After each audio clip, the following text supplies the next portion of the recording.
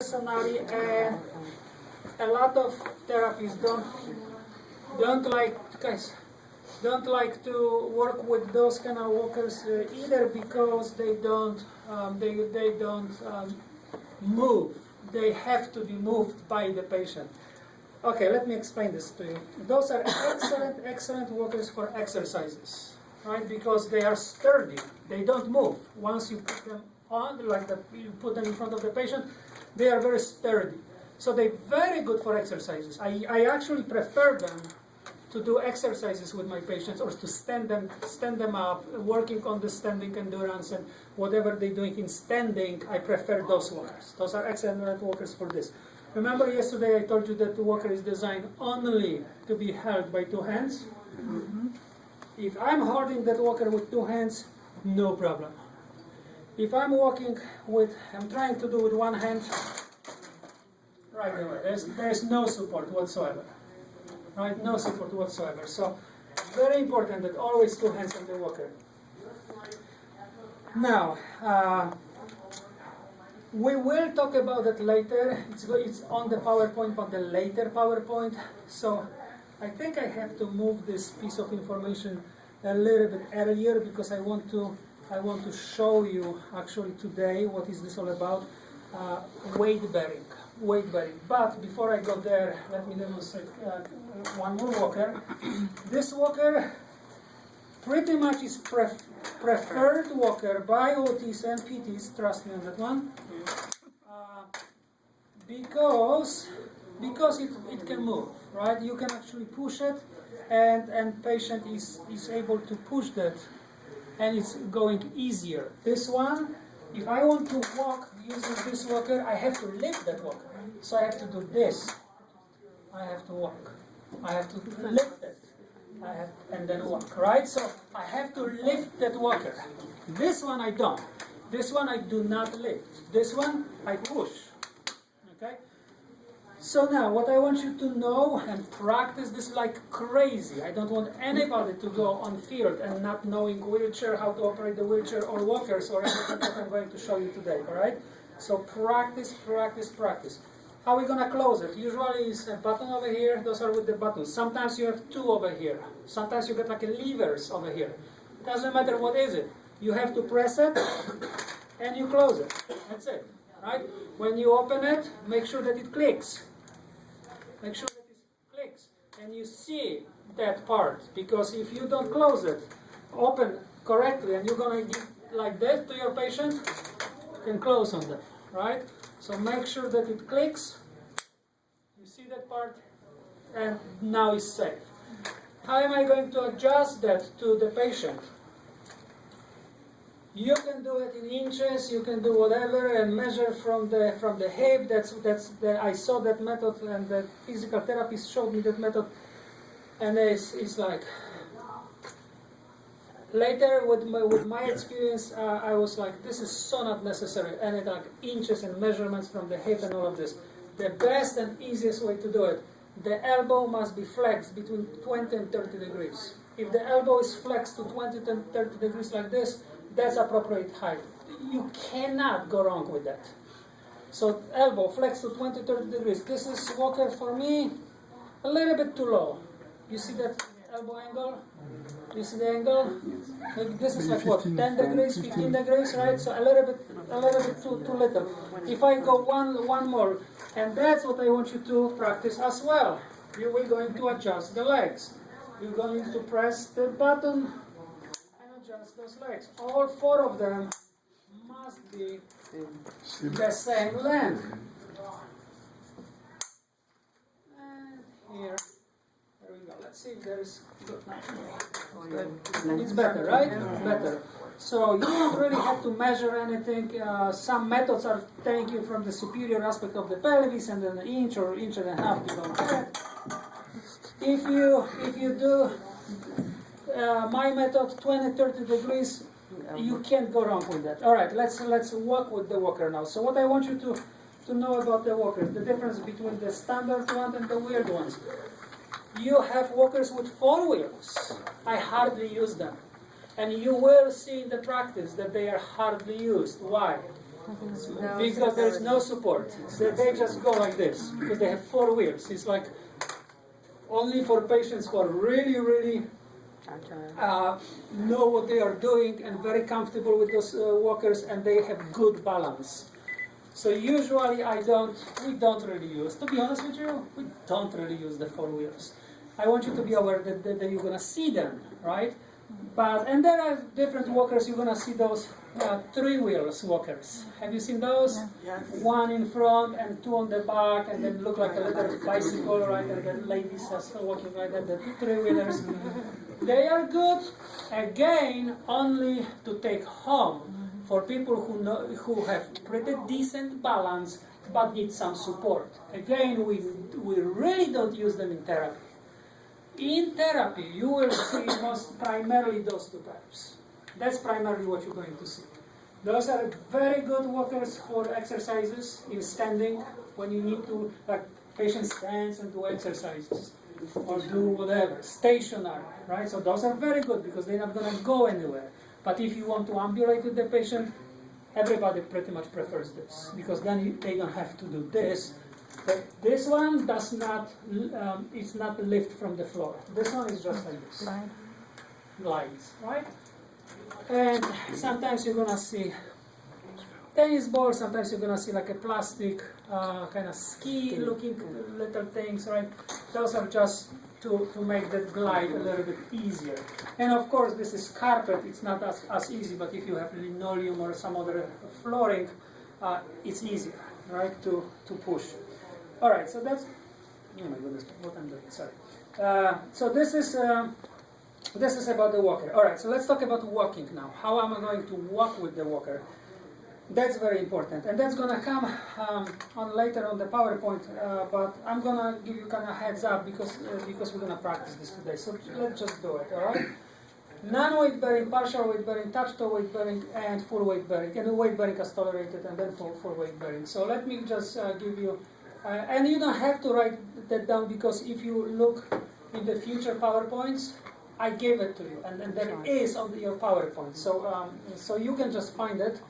But you can just pay attention to me now. So let's say I'm non-weight bearing on my right leg, or left, doesn't matter, right? So just gonna pretend it's right leg.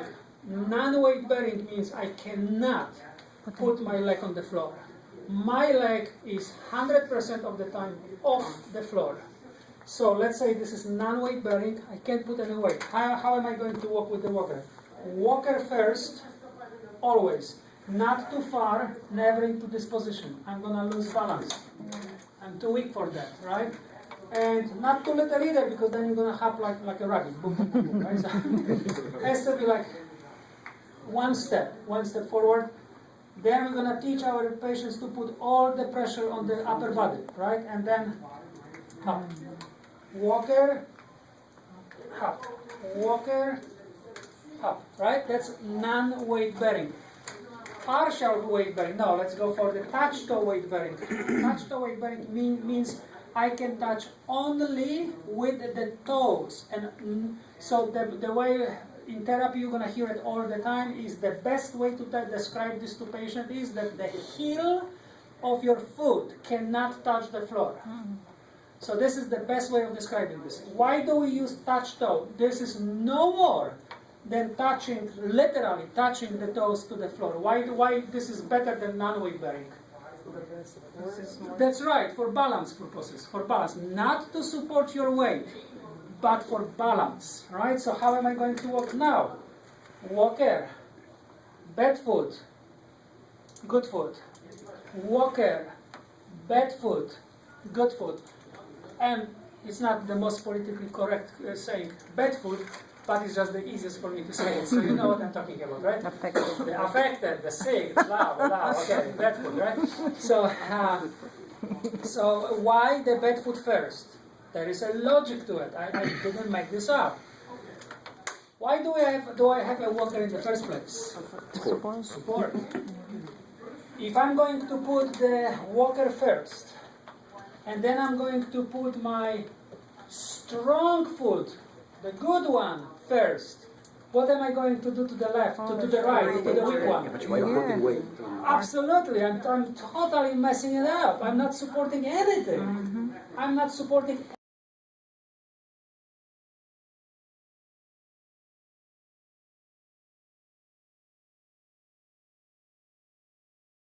the upper body.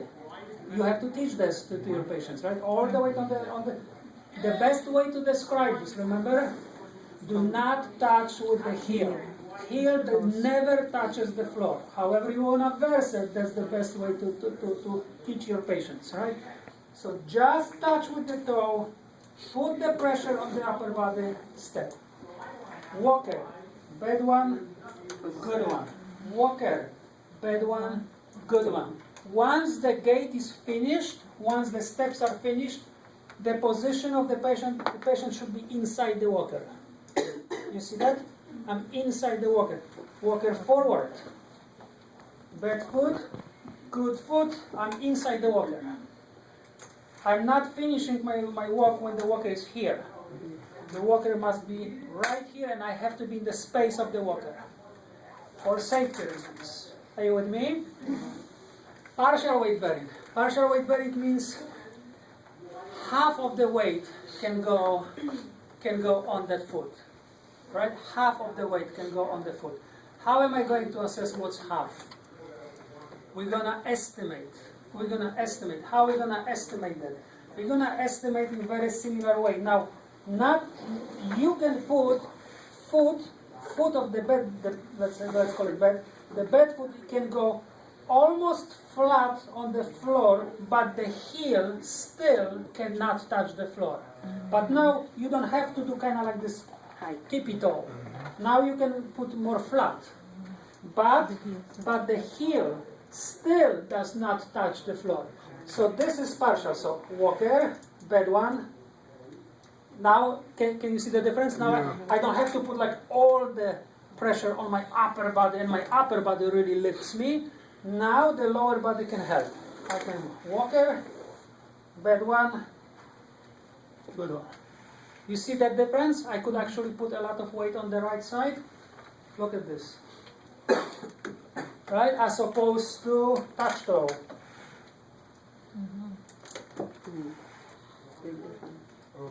That's how I work with the touch toe. That's how it looks when I do partial. See the difference? Okay.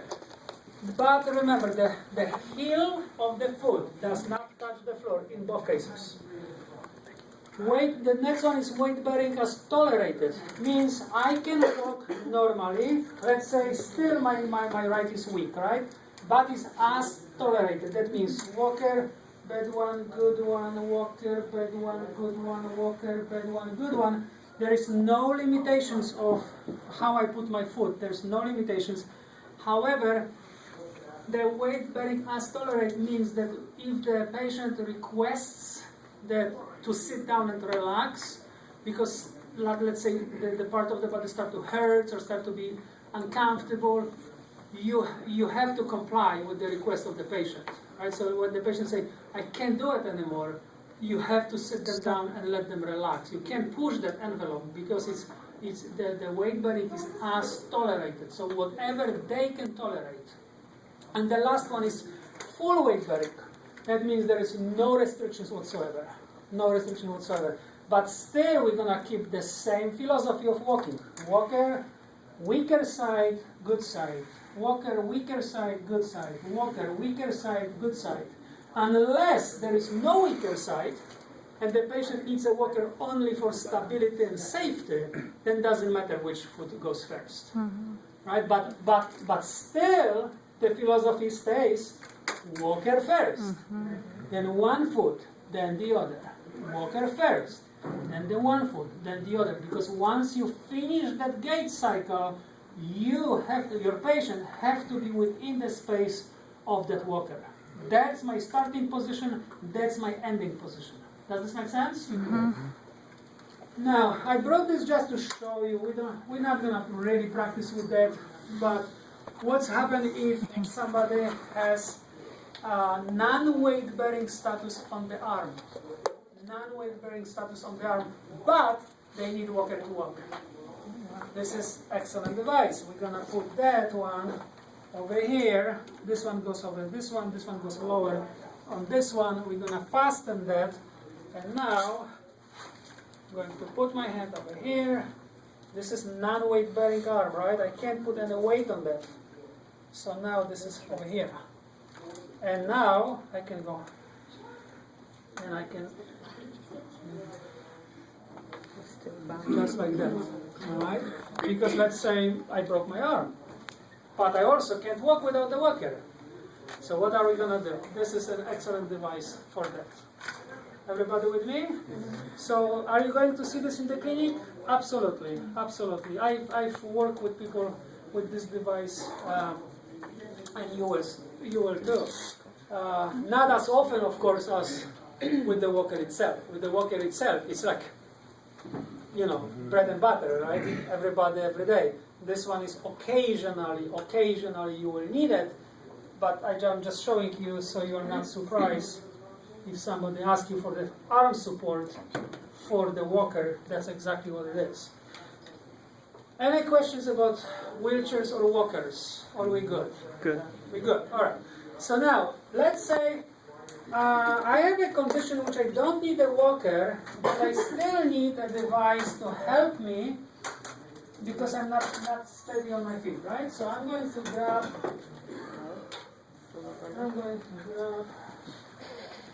It's quad cane. It's called quad cane. Quad because 4, right? 4 legs. Quad cane, right? Now the quad cane is for people who need a lot of support, but they cannot use the regular walker. Who am I talking about? For example, stroke survivors. They're gonna be very weak. They're gonna be like this, right? The foot is weak. The dorsiflexors are weak, so the foot is dropped and they paralyze and they contract it like this. But the other side is good, so they want to walk, right? And they're capable of doing so. So we're gonna use now the quad cane. Why quad? Well, because it has a lot of support, right? It's all about base of support, right? So now, how I'm going to do it? I'm going to put the cane in front of me. I'm going to follow with the bad one, with the weak one, because this is my support, right? So this supports this. So I'm going to go, and then good one. Okay, bad one, good one. Okay, bad one, good one. All right. Now, as you can see, that those are two different angles over here. This one is greater angle, and this one is lesser angle. Can you see that? The greater angle goes always to the outside. The lesser angle goes always towards the patient. All right, so this one is for a left-handed person. This one would be for right-handed person. Or you can loosen that up and you can reverse it, right?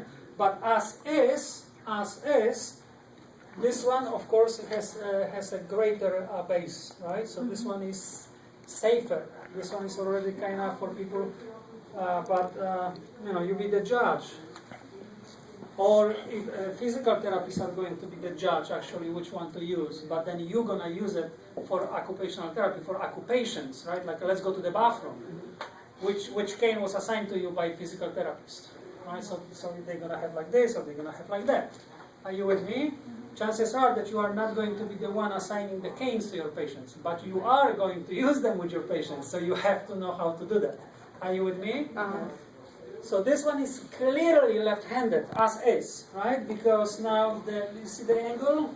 The angle is, the greater angle is on the outside, giving me more support. The lesser angle allowed me to keep the foot closer to the cane. Are you with me?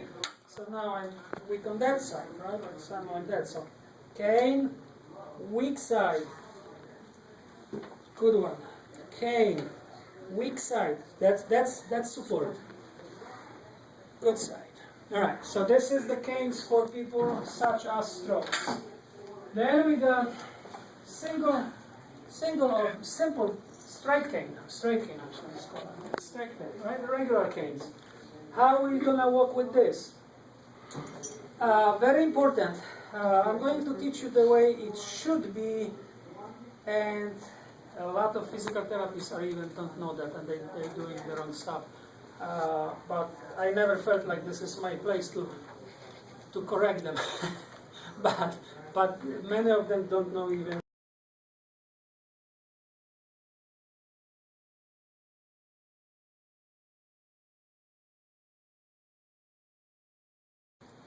Now, you're gonna see people on the streets, they have no idea how to use the cane. They're gonna put the cane on the weak side, first of all, because they think that this is the proper way. This is my weak leg, so I'm going to support with the cane.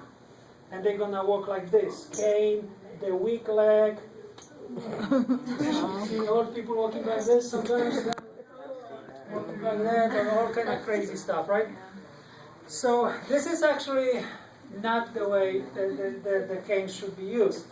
I'm going to glue, literally, no, not literally, but I'm going to glue the hand to my hip, right here. Now, this hand does not move from that hip. Does not move from the hip. Now, this is my good leg. This is my bad leg. So always goes on the good side because I want to support the bad side. So now, how I'm going to walk? I'm going to create the three-point support, which I'm going to explain it to you right now. I'm going to walk like this. 3 points, right? 1, 2, and my hip is 3. So it's like a triangle. Can you see the triangle, right? It's a triangle, always triangle. Weak leg, support for the weak leg. Good one. Weak leg, support. Good one. Now, if I'm well trained in that and doesn't take that long, I can walk very fast. You see that I don't move the cane from my hip. What leg goes first? The bad one, always the bad one. Remember, that was pretty much the rule of a thumb, right? So now,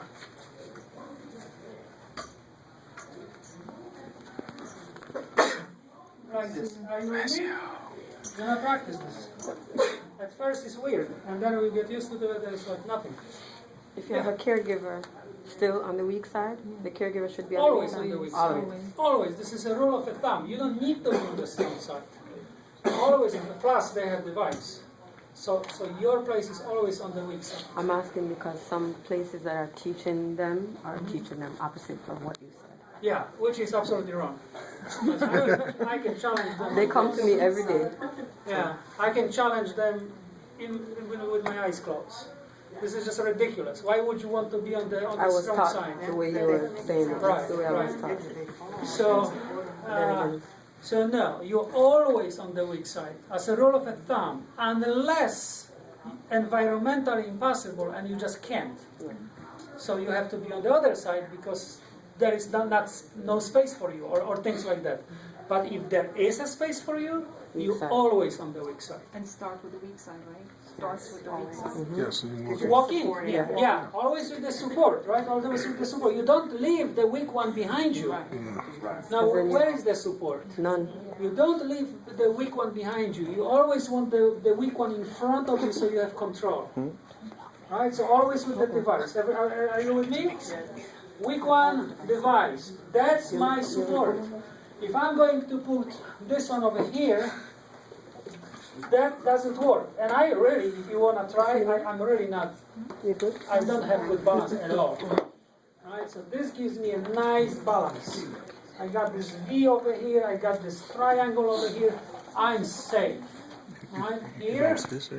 No, not so much. Look at that. It's actually pushing me. right here. Right? It's actually pushing me here. 2, 3. I'm safe. Side to side, I'm safe, right? And I'm going to... Any questions about that? All right. We are not...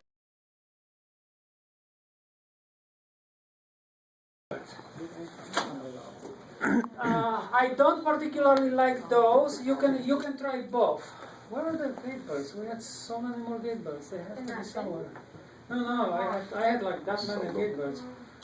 I have to look for them. But anyway, gate belts. I don't particularly like those gate belts because you snap them You snap them like that, and you can adjust it over here. Right? You adjust it over here like this. So try this skate belt, but I'm not particularly keen to those. Personally I prefer those, and you're gonna see probably in the clinics more often people using those.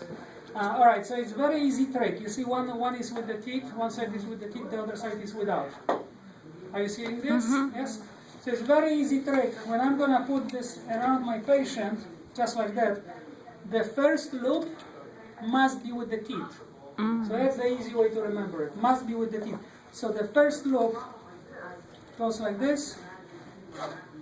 The teeth are right here. And then goes through the second loop, and that's it. And it's very sturdy. It won't go away. And you can't accidentally press the buttons during, let's say, heavy transfers or whatever. You accidentally press the buttons, and that's going to open up, right? Or the patient accidentally. You know, I don't know. I'm not particularly keen in those. Although you can try, but those are just safer, right? You have extensions for the huge people, Dr. G? The belts come with longer and shorter. Yeah. They are coming in standard or sizes. bigger one. Okay. So you can always order the bigger one, or it's going to be in the facility. You know, sometimes I've seen such a big people that therapists actually hook two belts together. That's right. That's not safe, right? Yeah. I'm not gonna walk them alone. Sorry. So anyway, so now how tight should be the belt, right? About it 2 should inches. not be too tight and should not be too loose. So if you place about 2 fingers like this, and that should be okay. So basically, Why are you looking at me? so you should be able to fairly easy grab the belt, but this is too loose. Yeah. This is too loose. I'm gonna keep it over here, and somebody's gonna slip, right? Slide. So this is too much. Alexandra. Now, if it's too tight over here, then I'm hard to breathe, and you're gonna squeeze me. I'm gonna be very uncomfortable, right? So it has to make sense, right? So this one is a little bit too loose. I would go a little bit 2 inches. something like that. 2 right? fingers. Now your hand is going to be placed. I need a volunteer. Come. So let's say I have a patient. Like a So girl. what I want is Like a girl waist? if it's too long, for example, too long and it's kind of like on your way or the patient's way. No. Don't be so rigid. Yeah. Relax. This goes right here, just like that. All right, just so it's not on your way. Now, if I'm walking with the patient, look at this. My hand, it's gonna be underneath, like this, like that. So if anything happens, pretend that you're falling. Anything happens, I'm right here. Right? Anything happens, I'm close. My body mechanics are appropriate. Right? So let's fall again. Right here. Right? He really fall in. You trust Dr. G, right? Alright, so everybody with me? And now remember from yesterday when he uses the device, let's say, let's use the device. Alexandra, we're gonna practice. Right, so remember, half a step behind, nice, close, not here, close to my patient, half a step behind, holding that. And remember this device, right, device with my leg, the other leg, my leg. Right, and always on the weaker side. In this case, his right one is weaker, so I'm going to be on the right side. If the left one was weaker, I'd be right here. Because if anything happens, chances are he's not gonna fall on the good side, strong side. If something happens, where he's gonna fall? On the weak side. So I'm right here to get him. Right? Are you with me? Okay. And remember, outside leg with the device, with the weak leg. Right? Because I have more stability. So let's do it properly. Let's do this. Walker, weak leg. right here. So if something happens, fall on me. I'm right here. You see my body mechanics? I'm right here. I have a nice base of support. I can help him. That's why this is important that this leg goes out. Now, this leg should be here, and now the good one forward. I'm stepping with the good one because the chances that something is going to happen at that stage are minimum, right? And boom, and boom. And I'm behind him, actually. I'm a little bit behind him, half a step behind him, right? Not here.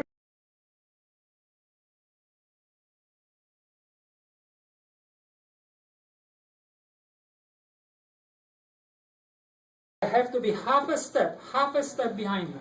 Not too much behind him, but half a step behind him. Are you with me? Okay, thank you, Ricardo. You can get it. I've seen it like